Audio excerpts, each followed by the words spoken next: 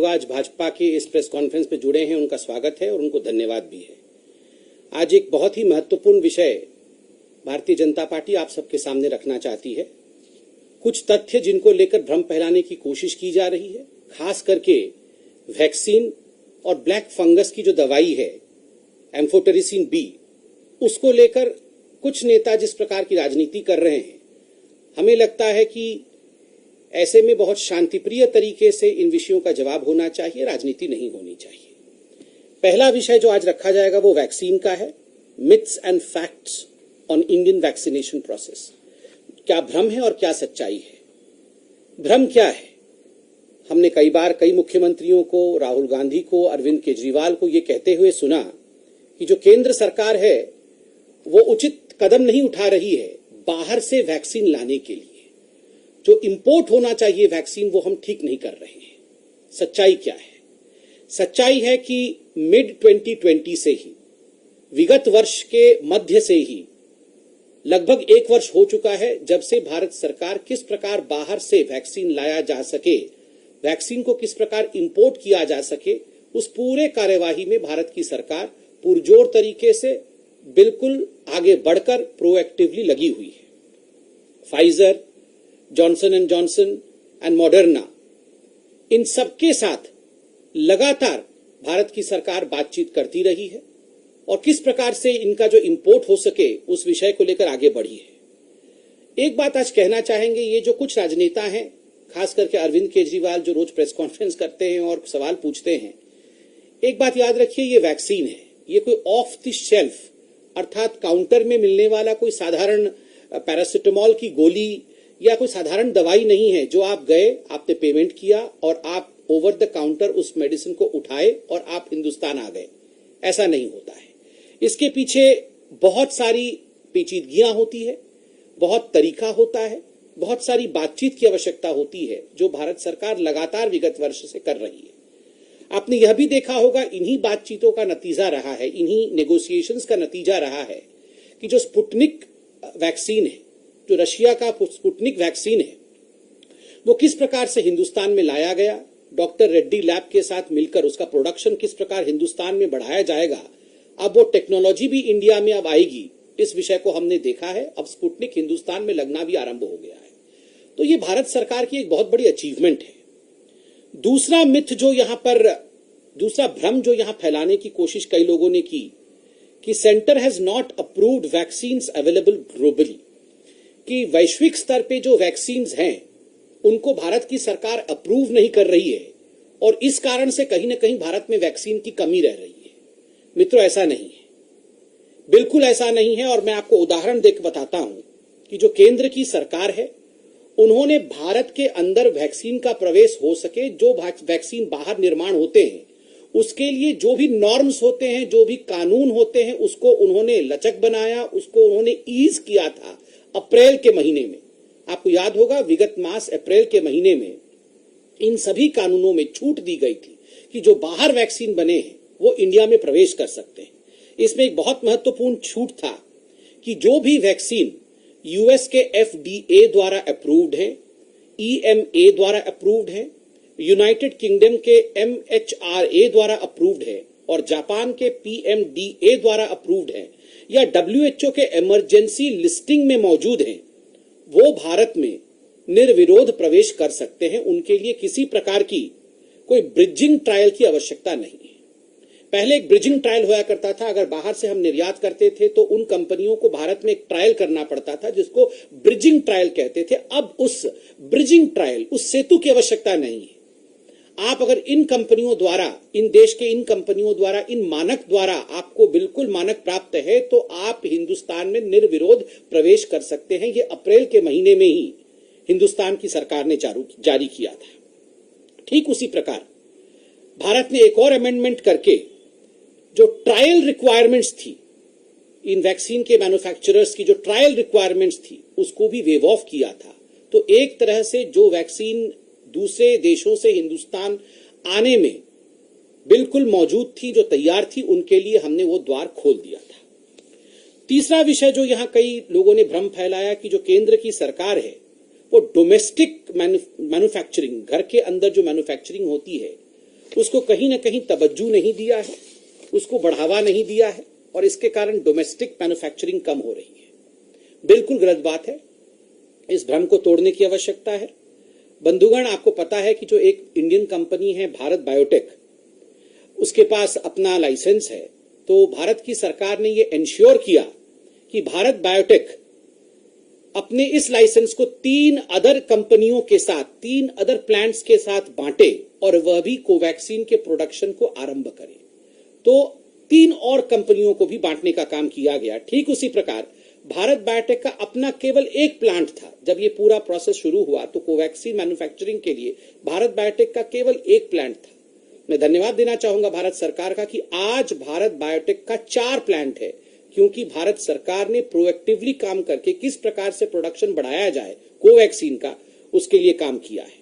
यही भारत बायोटेक जो आज लगभग 1 करोड़ प्रति माह की मैन्युफैक्चरिंग करती है, अक्टूबर के महीने तक 10 करोड़ प्रति माह मैन्युफैक्चरिंग करेगी। 1 करोड़ से, आप सोचिए, 1 करोड़ से 10 करोड़ तक का ये सफर चंद महीनों के अंदर कोवैक्सीन पूरा कर रही है। ये विश्व में किसी भी और कंपनी और किसी भी और देश में बिल्कुल देखने को नहीं मिलता है, यह केवल हिंदुस्तान में ही हुआ है। ठीक उसी प्रकार आप देख सकते हैं कुछ जो पब्लिक सेक्टर अंडरटेकिंग, जिसको अंग्रेजी में PSU कहते हैं, इन PSUs को भी उत्पाद बढ़ाने के लिए, प्रोडक्शन बढ़ाने के लिए उनको भी एक तरह से परमिशन दे दिया गया है और वह भी कोवैक्सीन के उत्पाद में अपना एक निर्णायक भूमिका निभा रहे हैं। स्पुतनिक को लेकर जो डॉक्टर रेड्डी के साथ काम कर रही है, अब ये मैन्युफैक्चरिंग जो भारतवर्ष में होगा वो 6 कंपनियां करेंगी। भारतवर्ष ने 6 कंपनियों को इस काम पे लगाया है। ठीक उसी प्रकार जाइडस कैडिला, बायो ई और जेनोवा, इन सब को लिबरल फंडिंग देकर भारत की सरकार ने कोविड सुरक्षा स्कीम के अंतर्गत वह किस प्रकार भारतवर्ष में मैन्युफैक्चरिंग को बढ़ा सके और वैक्सीन के उत्पाद को और बड़े प्रमाण में कर सके, बड़े तरीके से कर सके, उसके लिए भारत सरकार कार्यरत है। आप देखिए, इस साल के अंत तक, 2021 के अंत तक लगभग 200 करोड़ वैक्सीन भारत बना पाएगी, अपने देश में बना पाएगी। ये हमारा डोमेस्टिक प्रोडक्शन होगा। ये कोई छोटा विषय नहीं है, ये बहुत बड़ा विषय है। किसी भी देश में 200 करोड़ वैक्सीन उस देश में निर्माण होते हो, प्रोडक्शन होते हो, ये आज तक देखने को नहीं मिला है। ये भारत में हो रहा है। जो चौथा मिथ या भ्रम है वह है कि कंपलसरी लाइसेंसिंग को लेके, जो CL बताया गया था कि आप सभी को लाइसेंस दे दीजिए, कंपलसरी लाइसेंसिंग कर दीजिए, उससे बहुत लाभ हो जाएगा, उसको लेकर बहुत सारे भ्रम फैलाए गए थे। इस कंपलसरी लाइसेंसिंग को लेकर भारत सरकार ने बहुत सारे विषय को सामने रखा है और भारत सरकार ने स्पष्ट रूप से कहा है कंपलसरी लाइसेंसिंग से ज्यादा महत्वपूर्ण है एक्टिव पार्टनरशिप। किस प्रकार से हम एक्टिव पार्टनरशिप करें दूसरी कंपनियों के साथ, उससे हम उत्पाद को बढ़ा सकते हैं। एक उदाहरण दिया है। आप देखिए, जो मॉडर्ना है, मॉडर्ना ने अक्टूबर 2020 में एक फरमान जारी किया कि हम लाइसेंस देने को तैयार हैं, कोई भी कंपनी जो चाहे वो हमसे लाइसेंस ले और अपनी मैन्युफैक्चरिंग आरंभ करे। मगर अभी तक आपको जान के आश्चर्य होगा, कोई भी कंपनी इस विषय को लेकर सामने नहीं आई है और कोई भी कंपनी मॉडर्ना से लाइसेंस लेकर वैक्सीन मैन्युफैक्चर नहीं कर रही है। अर्थात वैक्सीन मैन्युफैक्चरिंग कोई बाएं हाथ का खेल नहीं है कि आपको लाइसेंस मिल गया और आप मैन्युफैक्चरिंग शुरू कर दें। ये एक्टिव पार्टनरशिप से संभव होगा कि बहुत सारी कंपनियां मिले, जैसे भारत बायोटेक जो है वो 4 अदर कंपनीज के साथ, 4 दूसरी कंपनियों के साथ मिलकर उन्होंने जो कोवैक्सीन है, वैक्सीन है कोवैक्सीन, उसके प्रोडक्शन को भारत में बढ़ा रहे हैं। तो ये जो भ्रम था, यह भी आज हम तोड़ रहे हैं। एक बहुत महत्वपूर्ण भ्रम जो हिंदुस्तान में फैलाया गया है कि केंद्र की सरकार राज्यों को सही तादाद में वैक्सीन नहीं दे रही है। बंधुगण, बहुत दुख के साथ कहना पड़ रहा है और खास करके ये तो अरविंद केजरीवाल सबसे अधिक कहते हैं। मैं तो उनका आज कुछ कच्चा चिट्ठा भी लेके आया हूं, इसके बाद अभी खोलूंगा वो चिट्ठा भी। मगर बंधुगण, आज 20 करोड़ से अधिक, अगर सही मायने में एग्जैक्ट फिगर्स कहा जाए तो 20 crore 1,61,350 vaccine free of cost Bharat सरकार की ओर से राज्यों को दिया गया है। देखिए मित्रों, ये कोई वैक्सीन भारत सरकार जो प्रोक्योर करती है, ये पार्लियामेंट के बिल्डिंग में या निर्माण भवन में बंद करके अपने लोगों के लिए नहीं रखती है। जो हमारा है वो सब आपका है। जो केंद्र का है वही तो राज्य का है। राज्य और केंद्र मिलके ही तो काम कर रहे हैं। ये दिल्ली की जनता को जाता है, उत्तर प्रदेश की जनता को जाता है, कर्नाटक की जनता को जाता है, ये उड़ीसा की जनता को जाता है, राज्य में ही जाता है। तो ये बहुत गलत बात है।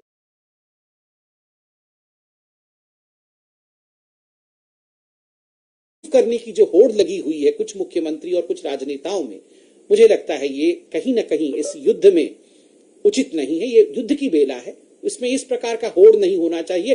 देश आगे बढ़ना चाहिए, देश जीतना चाहिए। और बड़े दुख के साथ खास करके अरविंद केजरीवाल जी ने एक भ्रम फैलाया और बार बार कहा कि जो बच्चे हैं उनको यह भारतवर्ष वैक्सीनेट नहीं कर रहा है, और बार बार उन्होंने डिमांड किया कि बच्चों को वैक्सीनेट किया जाए। मैं तमाम उन लोगों को जो इस विषय को लेकर आगे बढ़ा रहे हैं उनसे कहना चाहूंगा, इसमें कोई दो मत नहीं है कि बच्चे ही हमारे देश के भविष्य है। बच्चे सुरक्षित रहेंगे, बच्चों को बीमारी नहीं होगी, ये केवल माँ बाप नहीं, ये हिंदुस्तान चाहता है। अगर बच्चों को बीमारी हो जाए तो फिर हम कहां जाएंगे। मगर वैक्सीनेशन एक वैज्ञानिक प्रक्रिया है, एक साइंटिफिक तरीका है, इसलिए आज पूरे विश्व में कहीं भी बच्चों पे वैक्सीनेशन की प्रक्रिया आरंभ नहीं हुई है। आज ट्रायल मोड पे है। हिंदुस्तान में भी यथाशीघ्र ये ट्रायल आरंभ हो रहा है। ट्रायल से पहले हम बच्चों को गिनी पिग के रूप में ट्रीट नहीं कर सकते।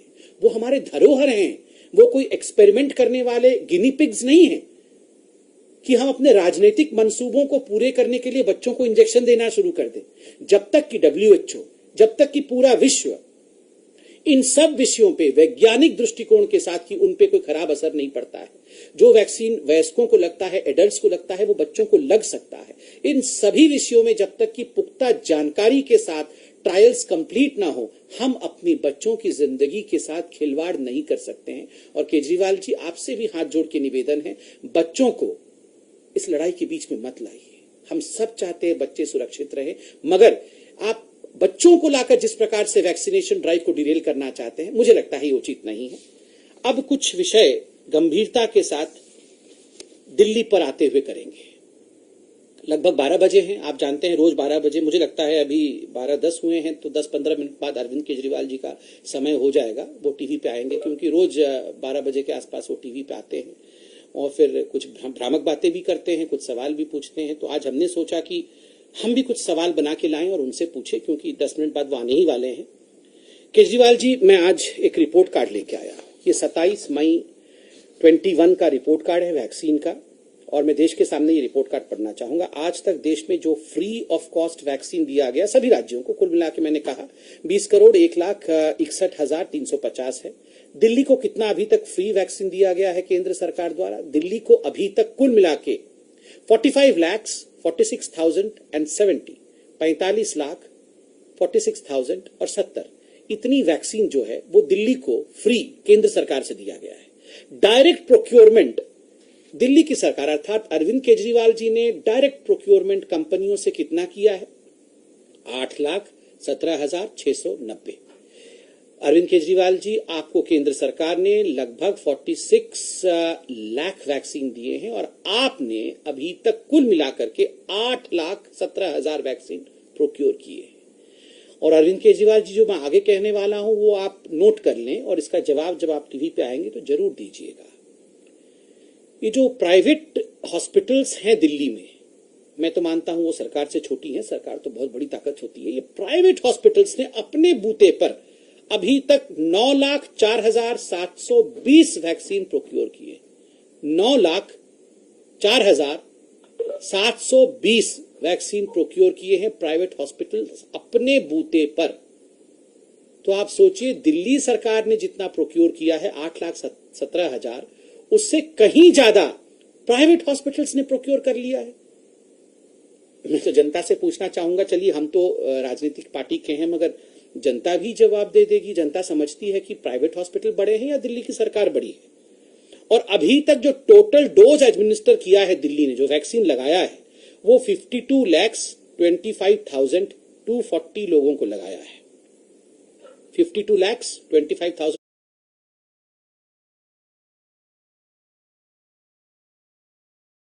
टोटल डोज जो दिल्ली सरकार ने अपने पैसे से खरीद करके अपने दम पे लगाया है, वो मात्र 13% है। कुल वैक्सीनेटेड लोगों का दिल्ली में जितने लोग वैक्सीनेट हुए हैं उसके केवल 13% लोगों को अरविंद केजरीवाल जी ने अपने दम पे वैक्सीनेट किया है। 13% लोगों को वैक्सीनेट किया है, मगर 1300% बार प्रेस कॉन्फ्रेंस करके मतलब यहां राजनीति किया है।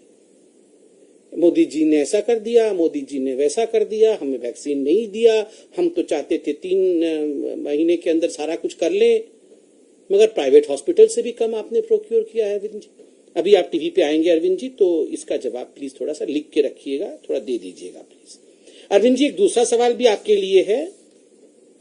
आज 27 तारीख है मित्रों, 27 मई 21, 27 अप्रैल 2021 को आप सब जाके देख सकते हैं। अरविंद केजरीवाल जी का आर्काइव में एक बहुत महत्वपूर्ण स्टेटमेंट मौजूद है।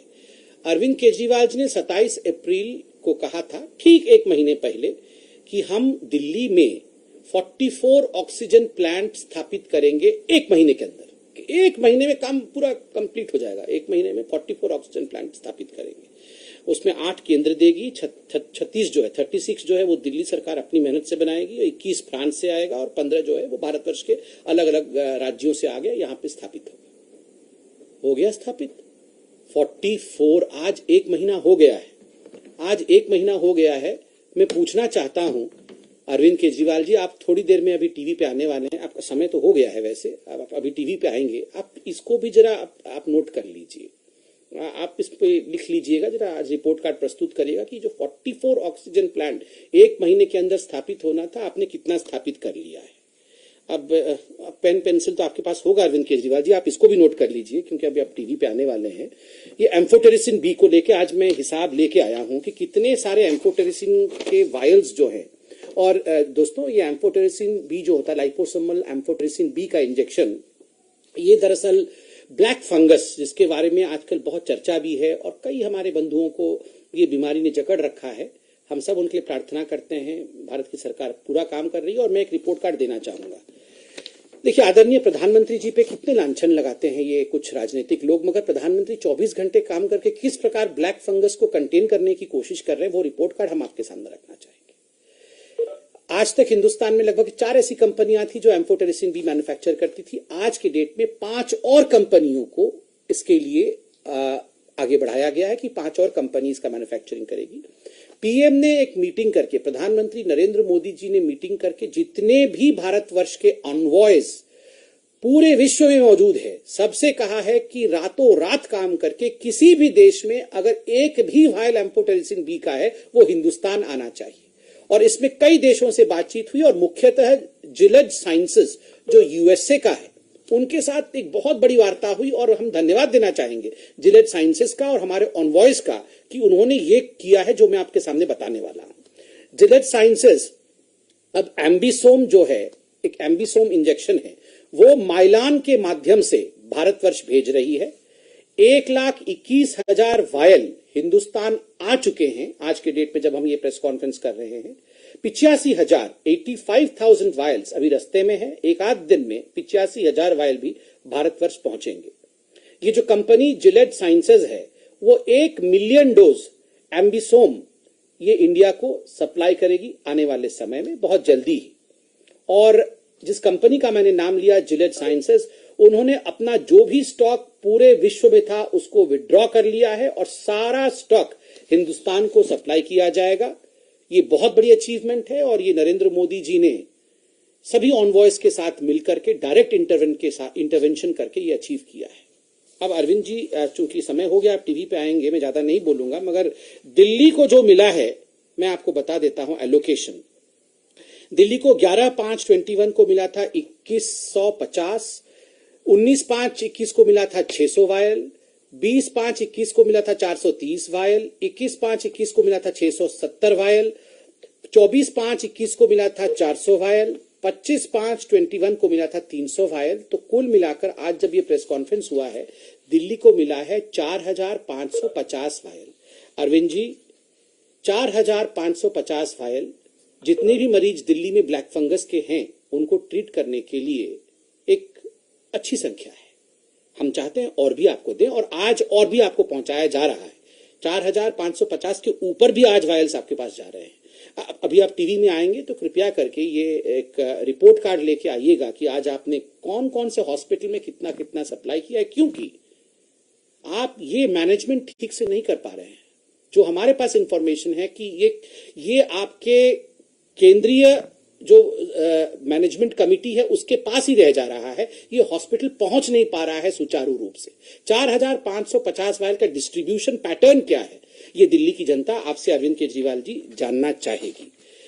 अरविंद जी, हम आपसे ये भी जानना चाहेंगे, क्योंकि आपके टीवी के आने का समय हो गया है, कि 1.5 लाख वैक्सीन डोजेस जो कल शाम तक आपके पास थी, वैसे तो 1.5 लाख वैक्सीन से अधिक आपके पास थी कल शाम तक, आपने उसमें से कितना जो है लगवा दिया है और आज कितना आप उसका खपत कर लेंगे, और इसके लिए क्या प्लान किया है, इस विषय में आप बताएं।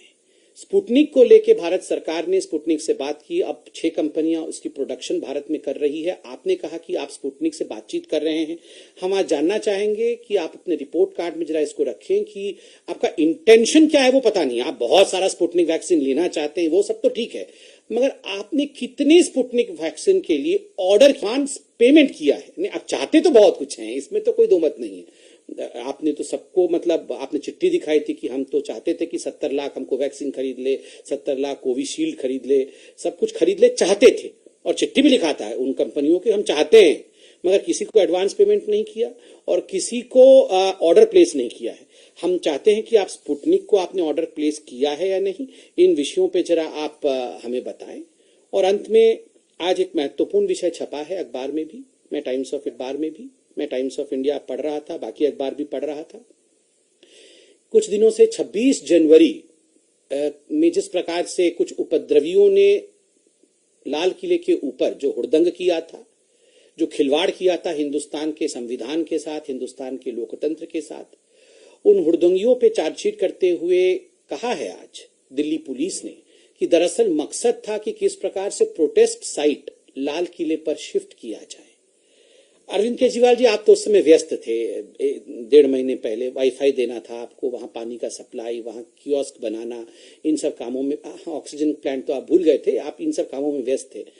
अरविंद केजरीवाल जी, आपको क्या लगता है कि ये जो अराजक तत्व हैं, जो 26 जनवरी में आकर के लाल किला पे हुड़दंग मचाना चाहते थे और आज उनके खिलाफ चार्जशीट हो रहा है, क्या आपको नहीं लगता है कि आपको भी माफी मांगनी चाहिए? क्योंकि दिल्ली में अवांछित तत्वों को जिस प्रकार से आपने प्रश्रय दिया, लाल किले पे हुड़दंग मचा, मुझे लगता है आप दिल्ली के मुख्यमंत्री हैं, आपको इस विषय पर भी अपने रिपोर्ट कार्ड में कुछ ना कुछ तो अवश्य कहना चाहिए। आज मैं इतना ही कहना चाहूंगा। मैं आशा करता हूं बहुत जल्दी, टाइम हो गया है, अरविंद केजरीवाल जी टीवी पे आएंगे तो जो सवाल हमने दिल्ली की जनता की ओर से और हिंदुस्तान की जनता की ओर से अरविंद जी से पूछा है, उनका जवाब देंगे। धन्यवाद, थैंक यू सो मच। कोई सवाल कोई पूछना चाहे जो हमारे भाई जुड़े हुए हैं? हाँ शैलेंद्र जी, बिल्कुल आ रही है शैलेंद्र जी, आ रही है।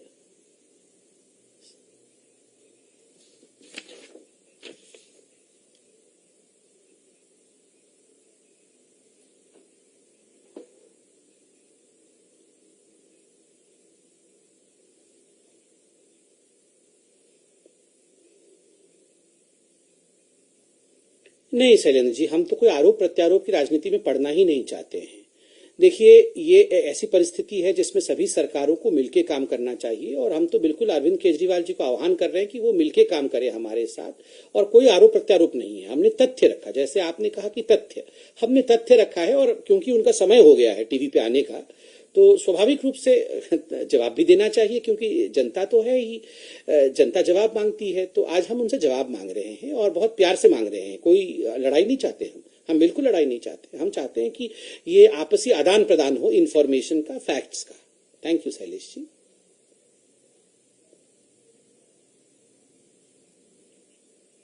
या I can hear you sir.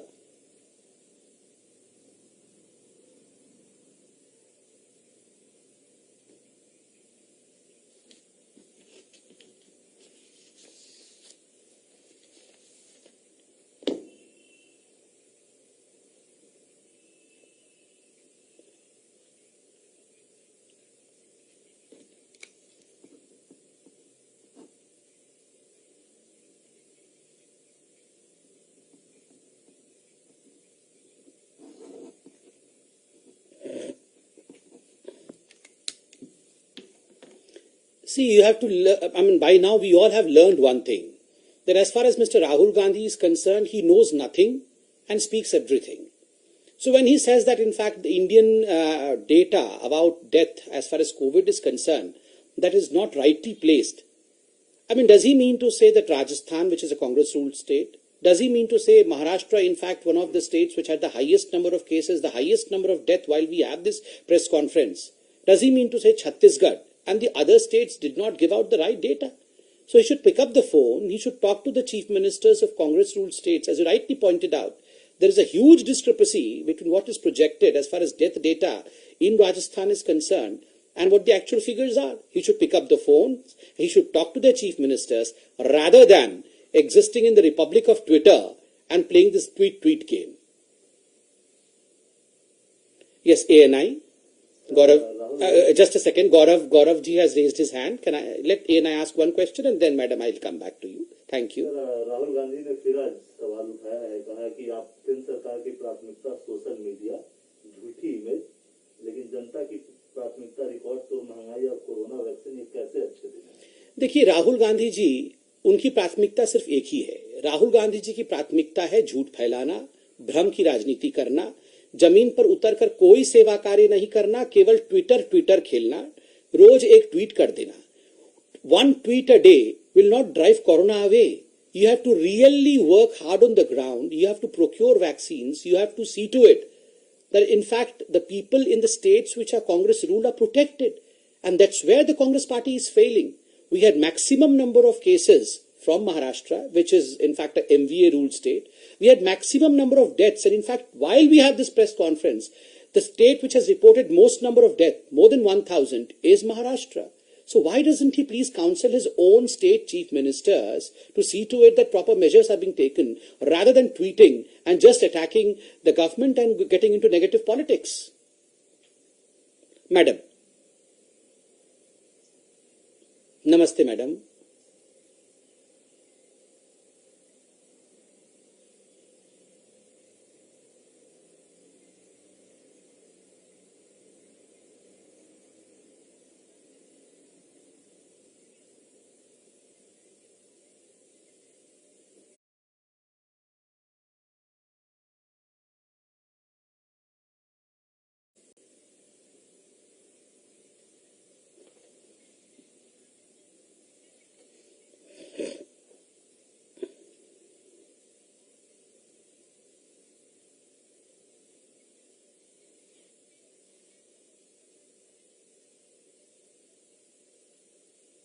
Sunita ji, अच्छा प्रश्न है और ये हमें बुरा नहीं लगा। आप पत्रकार के साथ साथ जनता भी हैं, आपका अधिकार है ऐसा प्रश्न पूछना, क्योंकि हम सत्ता में हैं। मैं व्यक्तिगत रूप से तो नहीं जानता हूं कि आपके क्षेत्र का एमएलए एमपी कौन है, मगर मैं मानता हूं कि भारतीय जनता पार्टी के एमएलए एमपी सेवा ही संगठन के माध्यम से उन्होंने दिन रात काम किया है, सरकार ने दिन रात काम किया है। हो सकता है कोई एक आध फोन ना उठा पाया हो कोई व्यक्ति, ये व्यक्तिगत विषय का मैं जवाब नहीं दे सकता, मगर मैं आज बताना चाहूंगा भारतीय जनता पार्टी के राष्ट्रीय अध्यक्ष माननीय जेपी नड्डा जी दिन रात एक कर रहे हैं। सभी एमएलए और एमपी के साथ उनकी वार्तालाप हो रही है और किस प्रकार से सेवा ही संगठन को गांव गांव तक पहुंचाना है। अभी थोड़ी देर में आपको एक डिटेल प्रेस नोट भी मिलेगा कि आने वाले 30 तारीख को 1 लाख गांव तक भारतीय जनता पार्टी सेवा ही संगठन के कार्यक्रम को लेकर पहुंच रही है। सरकार तो 80 करोड़ लोगों को पूरे देश में राशन दे रही है, वैक्सीनेशन का काम भी चल रहा है। और सुनीता जी, जो आपने प्रश्न पूछा, मुझे लगता है फिर भी हम सबको और ज्यादा मेहनत करने की आवश्यकता है और आपके आशीर्वाद से, नड्डा जी के इंस्ट्रक्शंस के अनुसार, जो हमारे पार्टी के अध्यक्ष हैं, हम सब बिल्कुल कार्यवाही करते रहेंगे, मेहनत करते रहेंगे जमीन पर। जी, यस सर।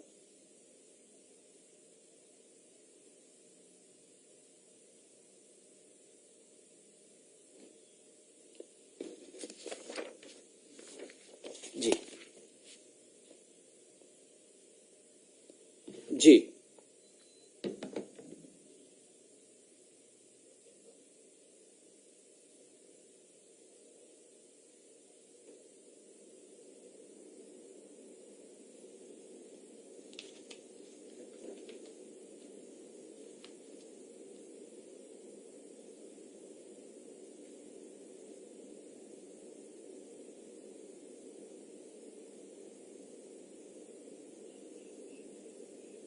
देखिए, इसका जवाब दरअसल मैंने दिया था कि फाइजर, मॉडर्ना, इनके साथ जो बातचीत चल रही है, किस प्रकार से उसमें अमेंडमेंट हुआ है कि विगत महीने अप्रैल के मास में ये स्पष्ट कर दिया गया था कि जिनको भी यूएस के एफडीए का, ईएमए का, यूके के एमएचआरए का, जापान का पीएमडीए का और डब्ल्यूएचओ की इमरजेंसी लिस्ट में स्थापित होने की स्टैंप प्राप्त है, उनको किसी प्रकार से किसी ब्रिज स्टडी की आवश्यकता नहीं है और उनका ट्रायल स्टडी भी वेव ऑफ किया गया है। देखिए, एक हकीकत यह भी है जो मैं छुपाना नहीं चाहूंगा और आपके साथ स्पष्ट रूप से साझा करना चाहूंगा कि बिल्कुल सही बातें, बातचीत चल रही है, मगर इनके कई कॉन्स्ट्रेंट्स इन द सेंस की इतनी ज्यादा सप्लाई इनको पूरे विश्व में करना है, तो मुझे लगता है थोड़ा समय लगेगा। ये तो फाइजर का आपने सुना कि 5 करोड़ वैक्सीन वो देने के लिए तैयार है और ये प्रोसेस में है। जहां तक अरविंद केजरीवाल जी का सवाल है कि फाइजर ने उनको परमिशन दे दी और हम परमिशन नहीं दे रहे, ये गलत बात है। अरविंद केजरीवाल जी का कहना है कि फाइजर और मॉडर्ना उनसे बातचीत नहीं कर रहे हैं, वो केवल केंद्र सरकार से ही बातचीत करेंगे। तो केंद्र सरकार बातचीत कर रही है। मुझे लगता है इस पे राजनीति करने की आवश्यकता बिल्कुल नहीं होनी चाहिए। धन्यवाद।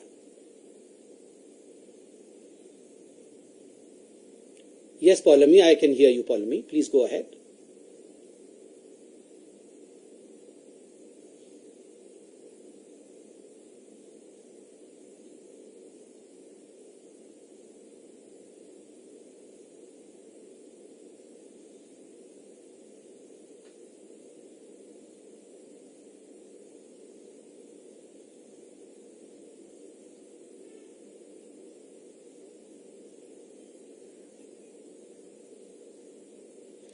See, Paulami, as far as the export of the vaccine is concerned, the Bharatiya Janata Party held a detailed press conference as to why it was exported. It was only 1 crore vaccine which was exported as quote-unquote charity or in fact as a gift to the neighboring countries, and which is epidemiologically sound step as well. But most of the others were exported because there were liabilities, licensing liabilities as well as commercial liabilities, which have been talked in detail. As far as saying that we are the ones who are not, in fact, coming out with a good vaccine policy or scheme, let me remind Ms. Priyanka Gandhi, let me remind a few others as well, that they were the ones who were responsible for the vaccine hesitancy initially, despite the fact that in fact, the Bharatiya Janata Party government in the center and Modi ji rolled out, in fact, the vaccine policy on 16th of January. And it was open for the frontline warriors of Corona, open for the doctors and nurses. Many states showed an abysmal low turnout. That was because of the vaccine hesitancy, which was promoted by people like Priyanka Vadra, people like Rahul Gandhi, people like Manish Tiwari, Shashi Tharoor. These were the peoples, Abhishek, Akhilesh Yadav. These are the people who, in fact, were confronting the truth about vaccine. And let me also remind you, there were 4 chief ministers of Congress-ruled state which did not want Covaxin back then.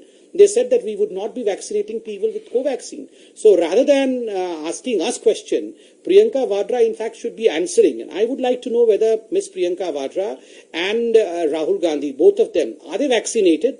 Have they themselves taken the vaccine or not? Thank you. I think we are done. हाँ Neeraj ji, last question Neeraj ji. हाँ नीरज जी, बोलिए नीरज जी।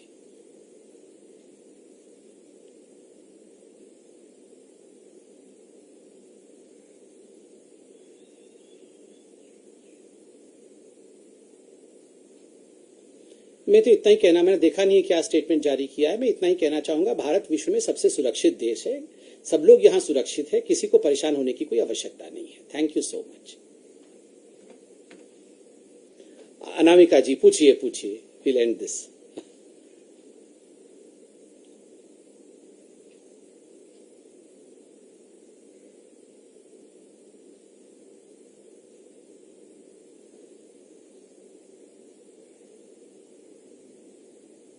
देखिए, जहां तक WhatsApp का विवाद है, ये पूरा मसला कोर्ट में गया है, आप लोगों ने न्यूज में दिखाया है, और मैं इतना कहना चाहूंगा, इस पूरे विषय को लेकर हमारे आईटी मंत्री, हमारे कानून मंत्री आदरणीय रविशंकर प्रसाद जी ने अपने वक्तव्य को भी रखा हुआ है और उन्होंने बिल्कुल सही कहा है।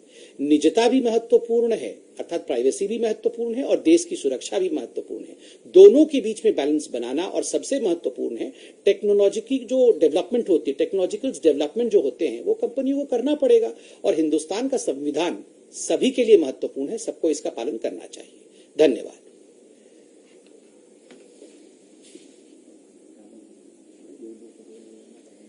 हाँ, आज बड़ा प्रेस कॉन्फ्रेंस हो गया, काफी समय चल गया।